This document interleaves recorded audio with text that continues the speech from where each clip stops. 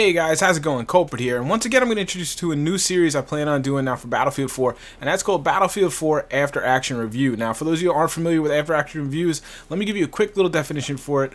An After Action Review, AAR, is a structured review or debrief process for analyzing what happened, why it happened, and how it can be done better by the participants and those responsible for the project or event. This is obviously a military term. I believe it originated with the U.S. Army. There's always been an informal debriefing process, but this is just kind of formalize it. Basically, it's an analysis of what happened in an event, an encounter, an engagement, and, in an effort to kind of figure out what you did right, what you did wrong, what you can do better. And I figured that translated really nicely over to some of my gameplays and how I like to talk. So I'm going to be doing that with Battlefield 4 in a series now, a weekly series. I'm going to take one of my gameplays, I'm going to pick them for all varying different reasons. Some very good, some very bad. Ones I think are particularly interesting.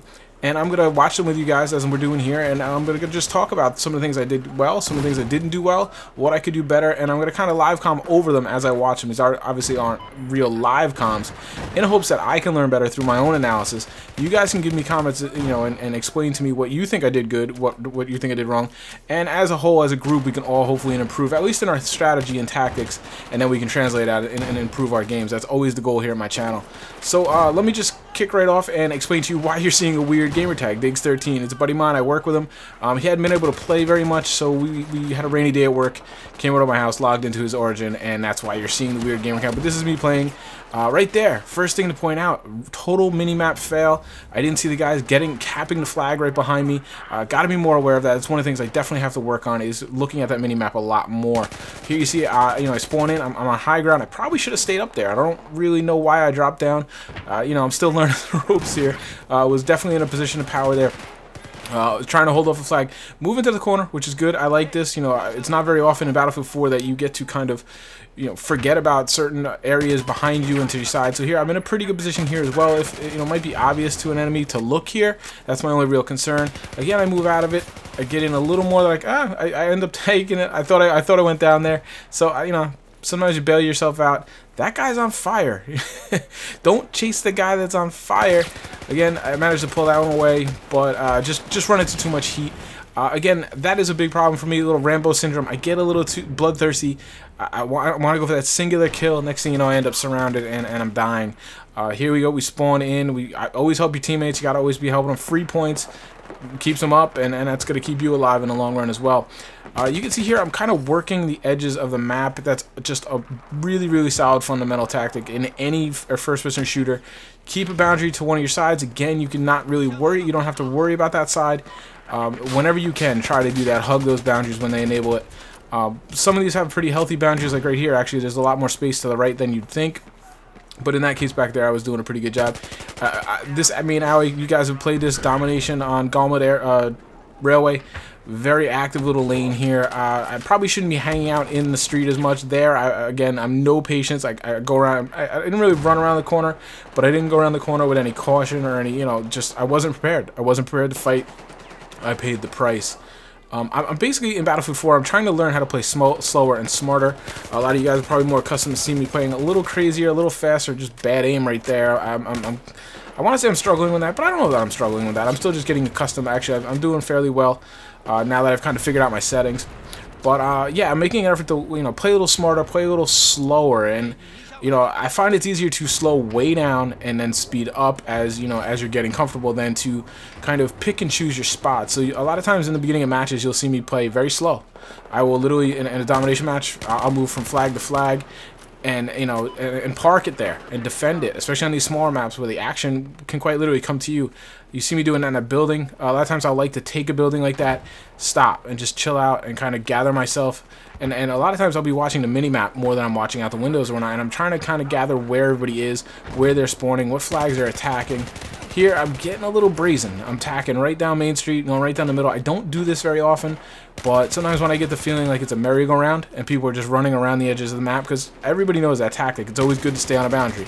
So when I get a feeling like it's just turning into a merry-go-round, sometimes just to switch it up, I will just cut right down the middle of the map. I may die for it, but I feel like at least I'll disrupt the rhythm and, kind of be to my advantage, especially because I like randomness. I like a little bit of chaos as far as in the enemy's minds. So anytime I can kind of just throw them off and do something unexpected, I think is sometimes worth a life. Not always. That's up to your your understanding of the match, I guess, and how that's going. Here we've already, we've opened up a pretty good lead. We're starting to put our foot on their throats. We should probably be playing a little safer here. Don't know why I didn't get that revive right there. Actually turned out to be a good decision because it's a little hot. This is something too I'm kind of struggling with, the transition to the sidearm. He bested me there. I just missed a couple shots. I'm having a hard time with pistols. I'm not going to pretend.